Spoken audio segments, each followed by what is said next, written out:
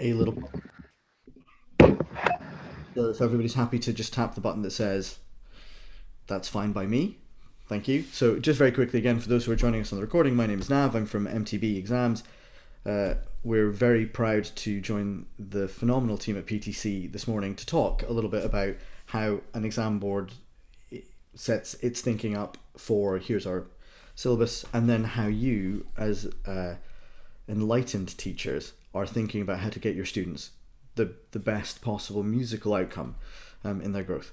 So very quickly, those of you who are on camera, do you want to wave at me if you've heard of MTB before? Great. Wave at me if you've had a look at some of our syllabuses. Fantastic. So that's going to be the first thing we do. Let's look at a syllabus. And very simply, on our website, you see that there is, I'm not logged in or signed up in any way. So what I'm seeing and what you're seeing is absolutely freely accessible to everybody. So there's the syllabus drop list on our page. There's a lot of information about that we will talk about in a moment. But as you scroll down, you see that in our model, we have both the practical exam and the performance exam. The practical exam recorded in audio, performance exam recorded in video. All done on your device, tablet or phone, in your teaching environment. Or if you're teaching on Zoom, the device is sat next to the student, but it's still where they feel comfortable and where they're performing and playing and practicing and confident in their musicianship. So right here at the top is our piano syllabus. I'll just click on that. And the thing that MTB did during the time of the pandemic was to say, look, everybody needs resources or ways to motivate their students. So why don't you have all of our supporting exercises and tests freely available from our website? Go ahead and use them. And whether you're using them for exams or not, what we had done was specialists on piano and for all the other instruments compose technical exercises at all grade levels. So here we have the technical exercises available to you. So if you were to look at a grade 1, just as an example, these exercises, my internet decides to now slow down, these 2 exercises at a grade 1 level would be performed by the candidate during the recording. But they have these freely available to them. They download them, have them at home. They can find their way in. You can coach them to find their way in. But it takes the idea of scale structure one step farther so that they can find practical hand control at each of the levels that they're going to reach. And teachers who have used the system so far are really enjoying these, and the students are enjoying them. They're pitched well in order to allow you to develop the students. So there's some technical exercises, and apart from that, we also have these additional resources. So our musicianship exercises that go into our practical exam are reading skills and listening skills. And that's it. There's no unseen element in an MTB exam. So what we're really assessing is what can the candidate do now? What are they able to do? We can all argue later about how sight reading is an absolute fundamental life skill when you're a musician in the world. And when you're trying out some new music for yourself, great. But ultimately, I don't know many 7-year-olds that are forced to sight read in performance mode and need to support a school choir, etc. So is that something we need to assess from a junior musician? We didn't feel so. So we'll talk about the reading skills and listening skills in a moment and how all of those exercises are built. But here are our syllabuses, as you will have seen. So we have 2 pre-grades. We have the performance diplomas and grades 1 to 8, as you would expect. So if I was to look at a grade 3 piece from MTB, we have one list across all the genres and eras. Students would pick material. One of the ways we decided that we could try and help a family out to make one less barrier was if we picked pieces and tried to ensure that we had pieces that were, if the candidate wanted to play them from one book, then the family has one less barrier. They have one book to buy for the exam because all of our supporting tests are free from the website. Great. So here's their musical choices for their performance element. That said, right at the top, MTB has decided that we would really like for students to follow the music that is interesting to them. Equally, MTB, Music Teachers Board, you all as teachers, what do you like teaching? What did you see was successful? What have you identified as a pathway for your students that has worked? And when you sit with a specific child in front of you or adult learner and acknowledge who they are and how they're developing and what they need and the pace that they're likely to move at, you know content and material that's going to work for them or be appealing to them or exciting for them. So why not you teach them the music that you know and love and you know is going to be good for them? So actually, up to 3 free choice pieces. So when a candidate decides to study for a moment in their life where they decide, I'd like to just, let's set a bar and meet a target. And just for myself, I'm going to, push myself to reach this goal. Okay, great. What do you want to play for that? Well, here's a selection of pieces, but what do you want to play for that? So free choice would allow them to then pick material that might be more suitable to them at the time, whatever. But it has to be grade standard appropriate. Now, MTB, like all the other boards in the UK, are Ofqual regulated, Office of Qualification, so our standards are set to exactly the same assessment criteria. Therein, you have a free service from us that allows you to send material to us, and within a week we have our exam team look at it and come back. So as you're developing your candidate, as they are taking their journey, you can follow them in the pathway that they want to go on, and you can, hopefully reduce some of those, practice barriers and motivational barriers because they're practicing things they desperately wanted to play. Equally, they could have written it themselves or you could have written it. So there's our recital element. You have obviously the musicianship elements, wherein I've already talked about our technical exercises. In an MTB exam, a student will play all the scales that we list, all of them. You will just guide them to staccato, legato, whatever they need to. And then we've got the musicianship options. So out of the MTB approach and thinking, you'll see that from grade 1 through to grade 8, we have a B major scale at grade 1. That's because obviously the hand shape and the hand positioning is vastly technically easier than a C major flat scale. So we have taken our time and have listened to teachers who have come back with feedback to think about really what are the development stages that a pianist needs to go through, and based on that, how would our syllabuses fit to allow them to really take those steps in the right direction, and what should they be challenged with at what point, what could we challenge them with. So some people have come back to us and said the grade 8 supporting tests, the tempos based on the reading skills that they have to do for the assessment are quite steep. Surely we can go slower. And we've said, well, you have an opportunity here for have a student who can record the exam at any time and then re-record it if it doesn't go well. So there isn't really a reason that they should ever turn up at this room on the day isn't a thing anymore. They're going to do it when they're absolutely feeling like they're ready and you've coached them to readiness. So they have a real chance of feeling successful in the outcome of this. So we have set the standards because we believe that a student can be really well prepared for this because they can do it as and when and how they want. So just in case I didn't make that clear, you can pick their repertoire, they can pick their repertoire, they can then prepare for the exam and then present for this assessment, this goal, at any day, in any country in the world.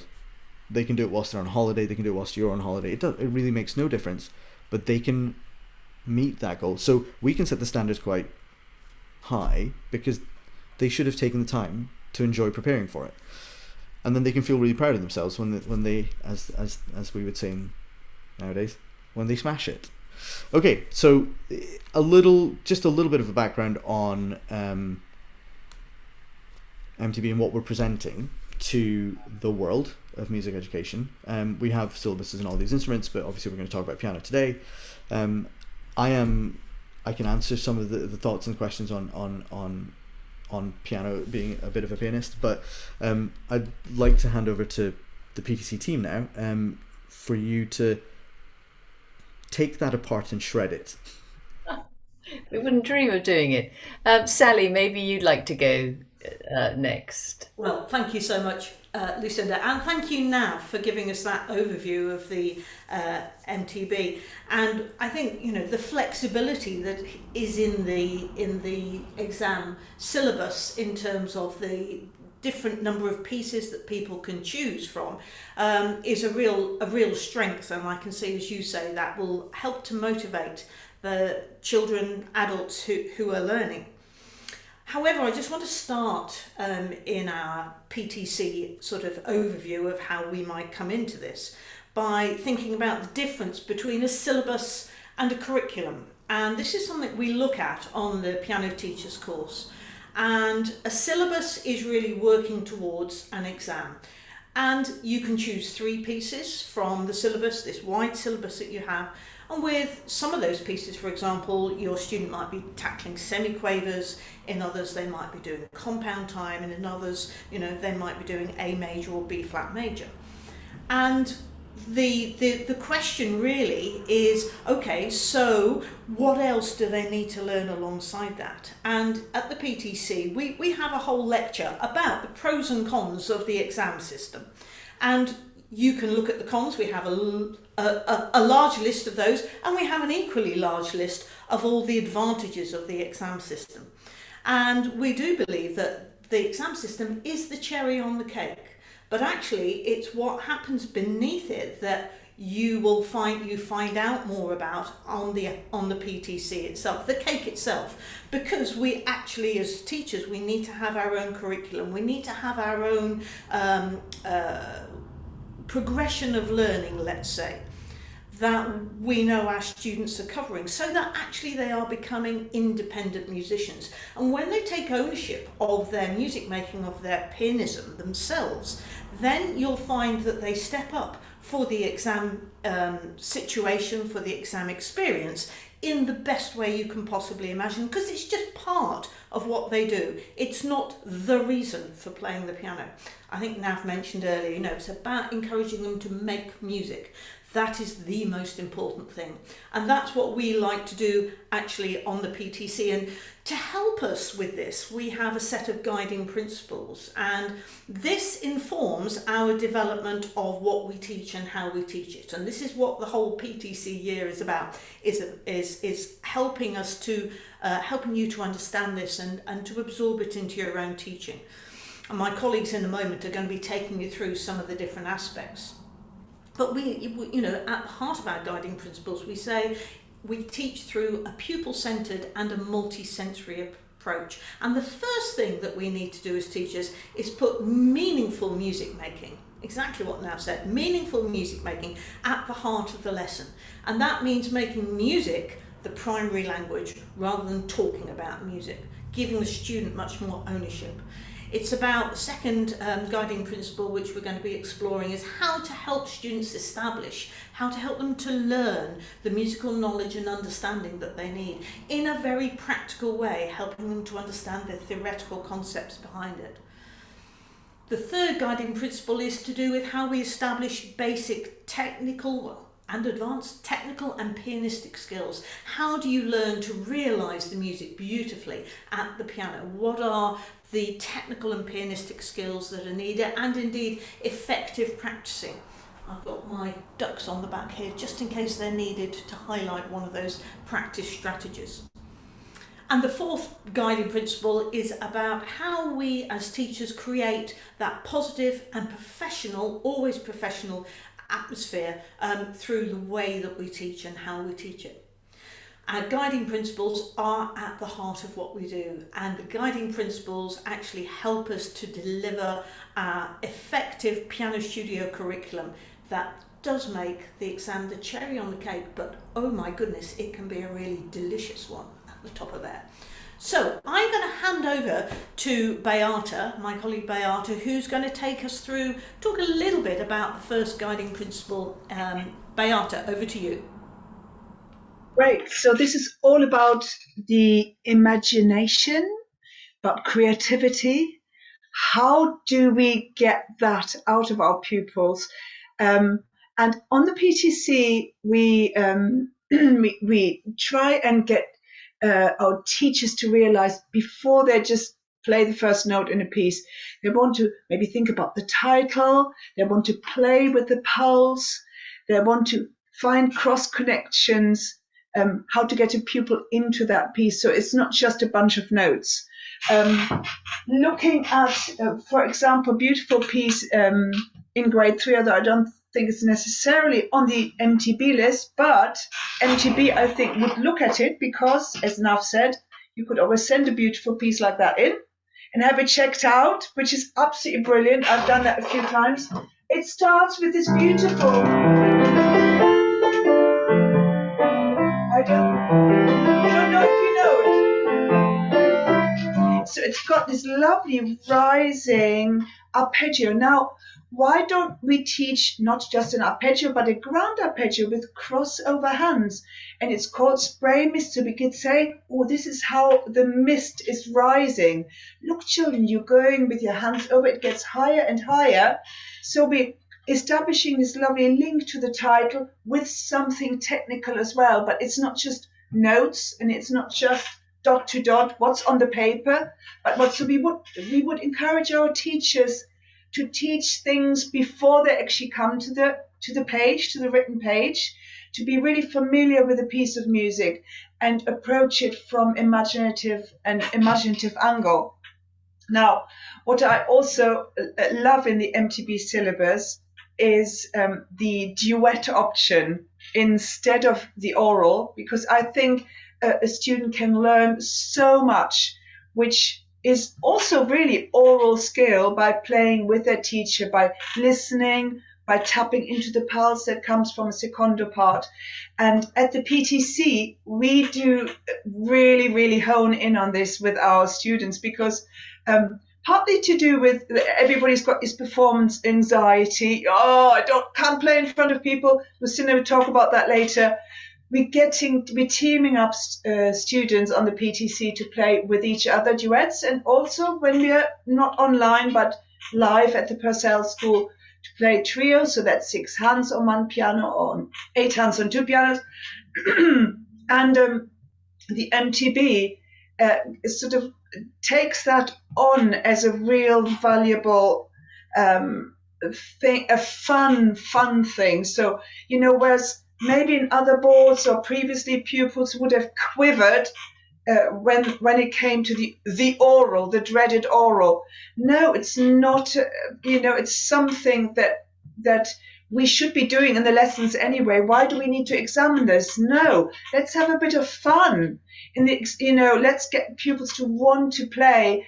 And oral things, singing, interval relevancy and awareness, something that's part of the lessons anyway, and could be bound into your creative approach. Does it really have to be examined?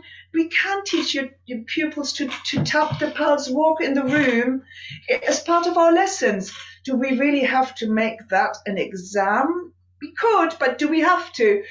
I think, MTB, you are flexible, and I really appreciate that. And I think at the PTC we would really, I think we are singing from the same hymn sheet there. And yeah, creativity. We also encourage, lastly, I would say we encourage our students to encourage their pupils to do things like drawing pictures, to get their children to dance, to tell stories, to find expressions in different arts, so to speak. So to make music making not just a piano-focused thing, but to sort of integrate it into the wider area of the arts and of the expression. So very important point, and the first guiding principle. And now I'm handing over to Ilga, who is going to talk about the second guiding principle. Well, you see, I think what you are doing with your exams is really valuable. And I think it's really giving wonderful opportunities for different type of children to feel really comfortable when they take their exams. And I think it all makes huge common sense. Though what PTC team we are trying to talk really about is that however comfortable and pupils and child-centered examination is, it's how the process of preparation is going. You see, because that can be tremendously stressful. And we teachers, we really have to handle it. It's wonderful to have this opportunity of a new examination board. Terrific. But yeah, what we are trying to say here, the PTC lot, that it's how we handle all the preparation really matters. And what I want to talk about is, and also maybe that could be considered, I want to talk about the technique and technical preparation and pianistic skills. So this can be really stressful part of actually learning to play piano, not even mentioning preparation for examination requirements. So at the PTC, we look very, very closely how to deal with these issues. And it's a part of one of our guiding principles. It's delivering and helping pupils to feel free and feel very comfortable when they play piano. You see, the technical preparation, in my opinion, can be divided into two levels, not necessarily the opposite, not at all, they complement each other. The level we all do is that we take a piece, whether be it a piece of music or be it a preparation for the examination board, and then we see, oh, we have little arpeggios, we have little scales, we have this, we have that. We acknowledge the little difficulties or whatever they are, and then we start teaching pupils to deal with those difficulties. So that's one thing. And it's a correct one, of course. We have to be creative, and we always can make it fun. It's important we make it fun and we explain what they have to do. But you see, there is the other aspect of technical development of our pupils. And that one I call a general fitness. And I wish that that probably more, it's my personal wish, would be taken into the account by the examination boards. What I'm talking about, you see, if we know how to develop pianistic skills of all kinds, creatively and interestingly, and by the way, we do teach that at the PTC, then we actually can be sure that our pupils are physically and technically ready for the challenges of the pieces they play. And therefore, the learning the piece is more pleasurable, and then much more can be done on about other issues, about the music making, storytelling, listening to the sound, and so on, because we are not battling all the time physical problems of movements, hand movements, wobbly fingers, and so on. So it can be done very creatively. Like we can play scales and it can be just very boring, or we can set up wonderful musical tasks and scales immediately become very exciting. But one of the points I want to make is this, you see. I looked just sort of curiosity. There is a piece by Burgmüller, grade 3 Innocence. It's very popular and actually pupils do like it. So usually the speed of this piece, and it's within grade 3, is marked at crotchet on 112. And there are semiquavers in this piece. So if we go and, well, 112, something like 1. Now, semiquavers. Yeah, now, okay, it's grade 3. And pupils have to play semiquavers at this speed in this piece. So now, can I transfer this into a scale? So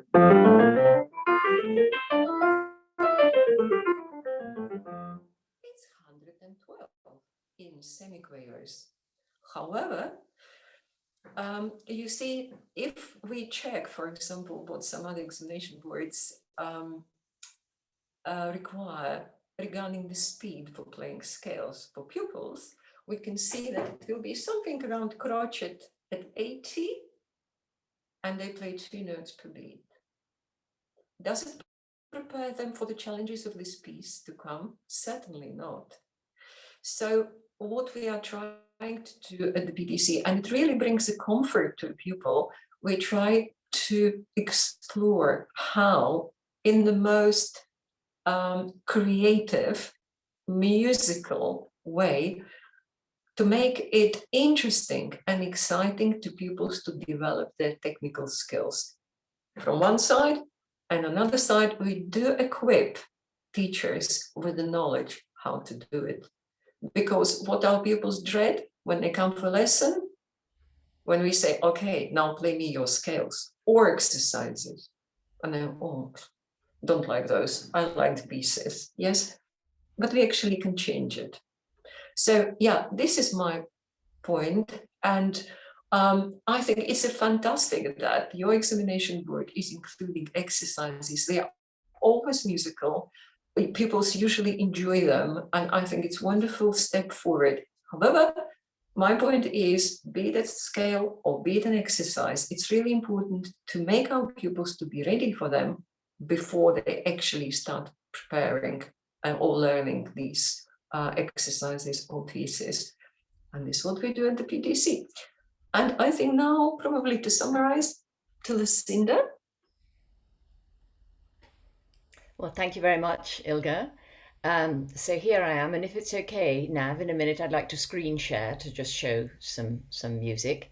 So the guiding principles, we've heard about the meaningful musical experience using imagination and dance and drawing and in any way firing pupils' imaginations. We've heard about the technical aspects whereby the mastering of the technique becomes fun and interesting. And I'm going to talk about the musical concepts and understanding which underlie all the pieces, and particularly because we are piano players.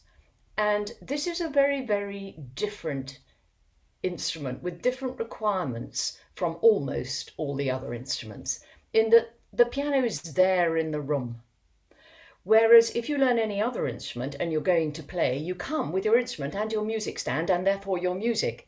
But with the piano, there's a piano there in the room, and all piano players are expected to just be able to sit down and play and not say, oh, I didn't have my music with me. And one of the things I really like about the MTB is this sense of accessibility, and that anyone can pass an exam because the unknown factors are taken away, and because it's they can re-record as often as they want, and so on. We were hearing about that. And one of the things that's a huge barrier in traditional piano education is that pupils seem to be glued to their musical notation and unable to play without it. And this is a barrier that I badly want to remove in terms of piano education. So therefore, we take the musical concepts of the piece we're studying and look at the underlying things. What I'm going to try and do now is I'm going to try and screen share from my desktop. There we are. Okay, can everyone see that? This is a copy of the grade 3 piece that Ilga was demonstrating from, the semiquavers, which have to go so fast. And I think the best thing we can do for piano players is help them understand the chords that underlie the pieces. Because if you know your chords, you can first of all play lovely grand arpeggios. Here I am on an F major chord. And here we are in this piece, we're in F major, so the dominant chord is going to be C major. And then I'm going to go back to my F major chord. So just by knowing the chords, I can sit down at somebody's piano in somebody's house and play a wonderful series. I'm going to go on to chord 4. and 5 and 1 and 5 and 4 and 5 and 1. So no piano player should ever say they cannot play something on the piano. We can improvise, we can make up chord progressions so long as we know our chords. The other thing we can do is know how these chords form progressions to accompany songs. Now, as you can see from Innocence, we first of all have an F major chord. Did you know that F major is by far the best key to sing Happy Birthday in, because both old and young people can manage the range of the song, which then, when sung in F major, is from middle C to upper C. If you teach Happy Birthday in C major, completely understandable because it's easier, but only children will be able to sing it because the range is from G to G, or very, very low for adults. Sorry, G to G. So, sorry, I've got it the wrong way around. Only adults will be able to sing it because the range is low, and I don't think children will be happy singing up on that high G. So F major is the key for Happy Birthday, and the Happy Birthday only needs, as I'm sure you know, the primary chords. And if we look at the third bar here in Innocence, we have got chord, the dominant chord C with an added seventh, in a way that's really comfortable to play in the right inversion. So we've got an F major root position, and we have got a C7, E, B flat, C. And by grade 3, so long as we've taught our pupils the chords as we go along, say just the primary chords in the key they're learning, they'd be able to manage that. So they would be able to accompany then Happy Birthday, chord 1, to you, chord 5, Happy Birthday, chord 5, to you, Happy Birthday to you, Happy Birthday to you. Then they only need one more chord, which is chord 4. Here in the second bar of Innocence, we've got chord 2. Sometimes that works as a substitute. Happy birthday, dear somebody. So I've got a B flat in the bottom, and I've got chord 2 with an added seventh in my right hand here, which is working perfectly well. Happy birthday to you. So we're taking the musical concept of chords. Of course, there are many other musical concepts you can take, but I've chosen to illustrate it, taking the musical concepts of chords, extracting the chords from their piece, and showing how you can improvise with them and accompany songs with them. And then the fourth guiding principle, which I'm just going to outline very, very quickly, is the positive atmosphere. And this is where we sing from exactly the same hymn sheet with MTB as well. Everything has to happen in a positive atmosphere. So we begin our lesson with some activity, probably a physical activity, and then we might settle down to a little bit of note reading, and then when the atmosphere drops a bit, because note reading can be a little bit tough, then we will move to some improvising or some singing or some dancing to keep the atmosphere very positive, always making sure it's at the level that the student can manage, at the right level for the student, and always adjusting. I know all we teachers do that. And one of the reasons I want to just finish by touching on this, I hope I've opened your mind to loads and loads of possibilities, and I hope you just go, yes, I totally agree with that, and that's what I do anyway. Just I want to finish by this, is that we poor teachers have to deal with so much internal pressure. Number one, time. Lessons tend to be short. Very few situations enable us to give a good 45 minutes to an hour's lesson. We're mostly cramming things in at school, we're cramming them in 15 to 20 minutes at a time. Even at home sometimes we have to only give 30 minutes. So we've got time pressure.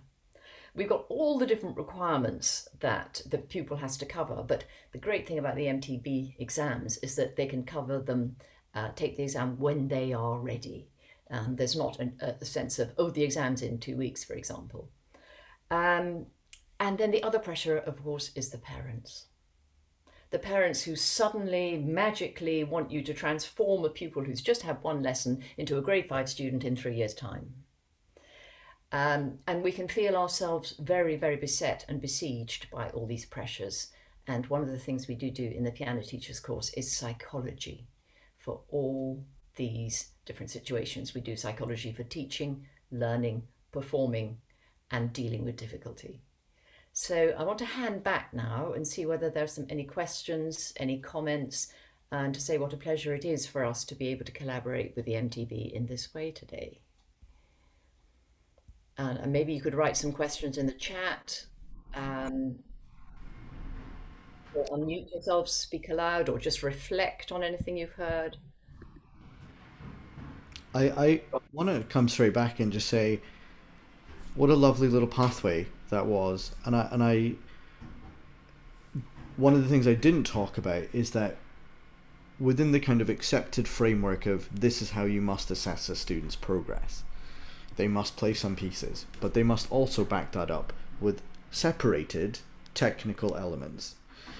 It seems interesting to me because ultimately there are going to be so few opportunities in that student's life for them to go to a concert hall, go to the family wedding, turn up at the Christmas party and be like, watch everybody, I'm going to play you the best B flat major scale you've ever heard in your life. Pachow. You know, and I just think surely one of the things that's beautiful about what PTC have just talked about is that ultimately the goal is this student has a joy of playing some piece, and that within that piece you can unpackage so many ideas that will allow that student to find a way to express that piece the way they want to. So they're not painting in 12 colors, they're painting in full, you know, Monet tapestry. So I love the idea that actually creativity will inform technique, because when the child hears or the adult hears something and they're challenged to think, well, is that how you really wanted to hear it? Is that how you hear it in your mind's sound, eye, ear?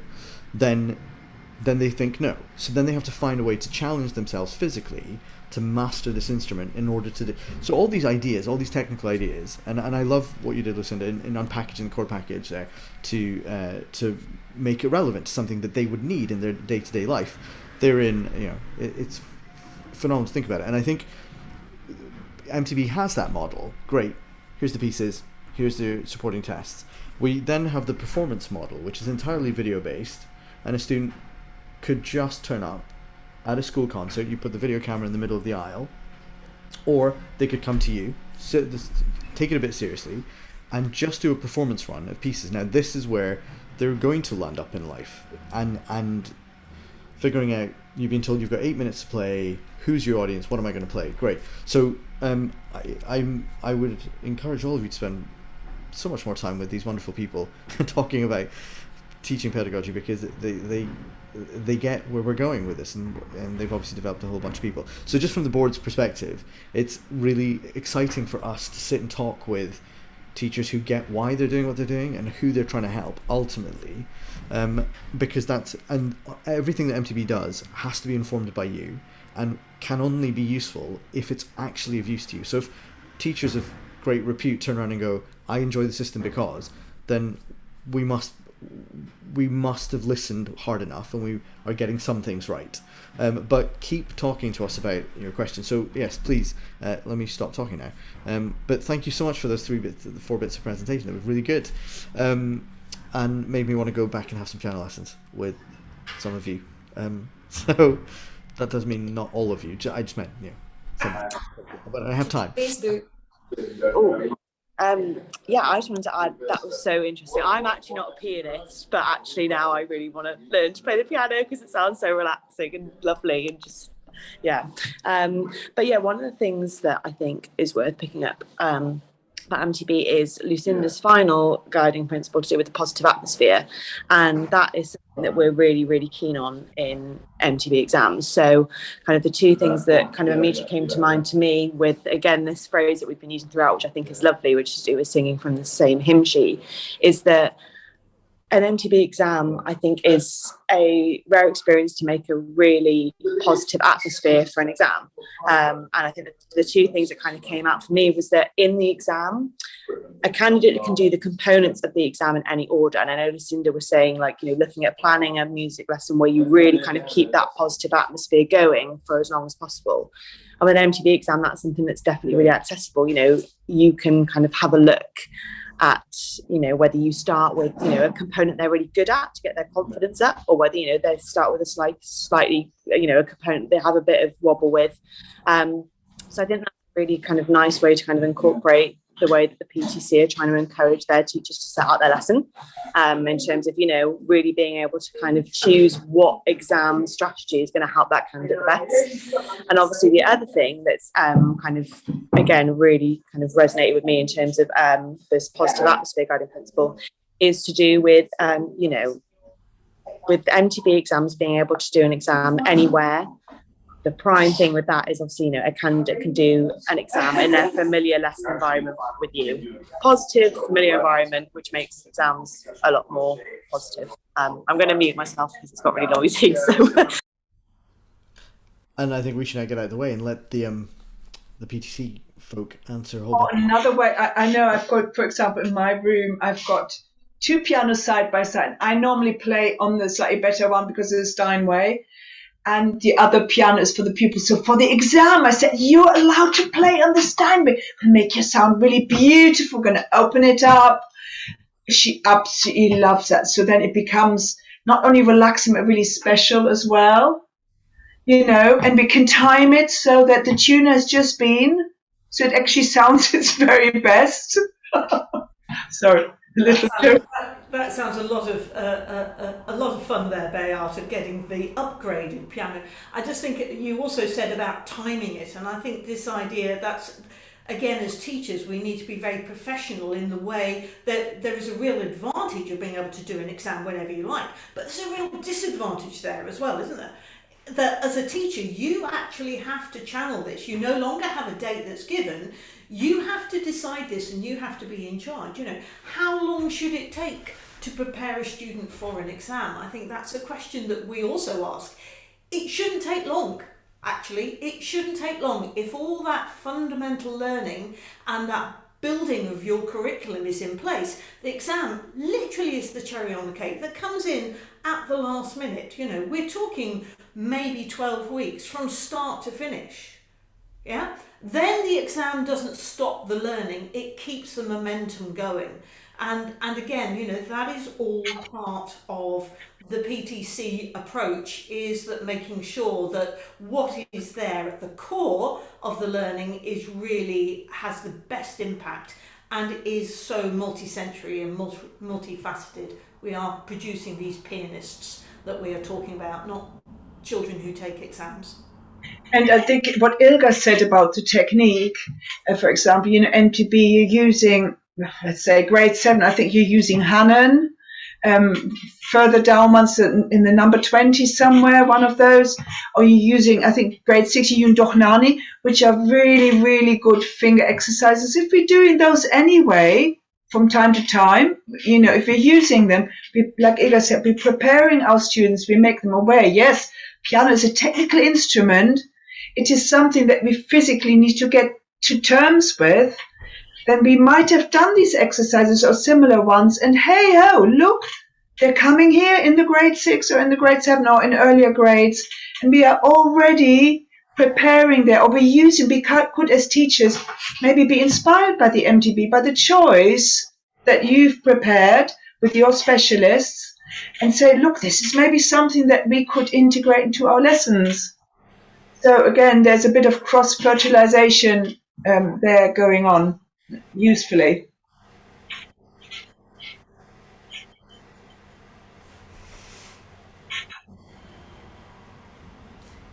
A comment from Richard here. Richard, you want to speak out because you've got things to say. You could just unmute yourself and just say it. You've got a little lull. Or not. Or not? If you don't want to, Phil. He doesn't want to? No? Yeah. That might be. Come back with that? That might be my fault. I've now clicked on the button that Sorry, says. I There we go. couldn't find the unmute button. Here it is. No, I was just saying that, yeah, those semiquaver scales in the Inosos, I'm teaching that at the moment actually for grade 3 associated board exam. They love to play those semiquavers, but having to play the scales when they have to play both hands together is the challenge, because they can probably play semiquaver scales in one hand, but it's when they have to coordinate the two hands that they really need to be played as quavers. Right, Actually, Richard, I've you got know, those crotches and the really- PTC, we show the way forward how to do it and make it easy for them. If you see what I mean, the scales don't need to be difficult. There is a way for it. Yeah. Children really relish playing scales, but if they're right-handed, they tend to play them with the right hand. But I do have some left-handed pupils, and they can actually play scales with just the left hand at quite a good speed and accurately. And they really relish doing that. And maybe that could be incorporated in the exams. For instance, in the Associated Board, who've just introduced introducing the new scales from the grade as separate hand scales, and having the scales from the previous grade hands together. I think that's a good idea, but they should really be at different speeds, I would have thought. And it's only a minimum speed that they give, isn't it? So you can play them faster if you want to. Yeah, of course.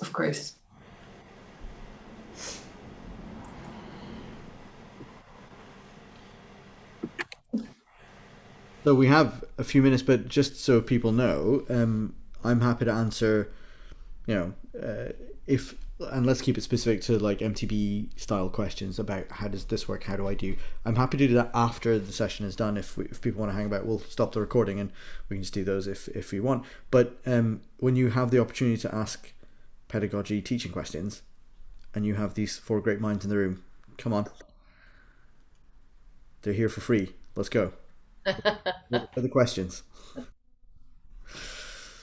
How about, I was going to hop in on the back of Lucinda, sorry Lucinda, and happy birthday and F major, because one of the things that we haven't really mentioned is the fact that Lucinda and I, between us, we do something called Sing Then Play at the PTC, and every day, either Lucinda or myself leads a 15-minute musicianship session, basically, is what it's about. Lucinda's is mostly on becoming acquainted with chords and helping break down the barriers to getting teachers playing. Mine is about developing oral skills through a musicianship lens, so developing that inner ear, and I think you'd mentioned that, Nav. So, for example, with Happy Birthday, Lucinda's mentioned that it's just got those 3 primary triads. So, it's got Happy Birthday to you. What I'd like you all to do, it's got chord 1 and 5, and it's also got that elusive, I'm going to put in chord 4. Every time you hear chord 1, I'd like you to stamp your foot on the floor. So it's going to be Happy Birthday to you, happy birthday to you, happy birthday dear somebody, happy birthday to, oh, got my leg wrong there, you, yeah? So you're getting the student to listen to that chord 1. Here's another thing. Okay, over to you. I can't quite see you all, but I'm just going to put myself on the view where I can see you all. Could you all stamp on chord 1, and I'd like to clap on chord 5. Okay, stamp on chord 1, clap on chord 5. By the way, it doesn't matter if you get it wrong. It doesn't matter if you get it wrong. The idea is to give it a go, because that's how we learn, by making a mistake. Here we go. Stamping on chord 1, clapping on chord 5. Happy birthday to you. Happy birthday to you. Happy birthday, dear. Make up your own movement for chord 4. Happy birthday to you. There we go. And then how can that lead you in beautifully, to recognising some of those chords in that innocence piece. But you can hear it's a lot of fun, and it's switching the ears on. And that's the sort of thing that we get up to train ourselves, to help ourselves and our students with our Sing Then Play sessions. Okay. Any other questions? We still haven't got any other questions. I think there probably aren't any. No music teachers have any more questions in the world. We know everything. We're ready. We're good. Jolly good. Well, I suppose if you are interested in what we are doing and what we are up to, the PTC UK has a website. Have a look. Maybe, would somebody just like to quickly type in the chat, just in case somehow somebody didn't know this, but maybe we should just type the URL and the email address in the chat. I feel like Lucinda is positioning herself. I'll do that. Are you going to do that, Lucinda? Yeah, I'm there. Yeah, that would be a really good thing to do. There we go. And hello, I'm here as well. Oh, Hello. that's Sorry, right. I've been a bit absent, but I am the manager for PTC, so I'm the person to speak to if you have any questions about any of our courses. And it's probably worth mentioning at this point that we actually have some taster days in April on the 1st, 2nd and 3rd when we'll be at the Purcell School. So I'm just in the process of getting all the details of that up on our website. But if you want to send me, that's correct, Susan. That's, I think that should go to the right website.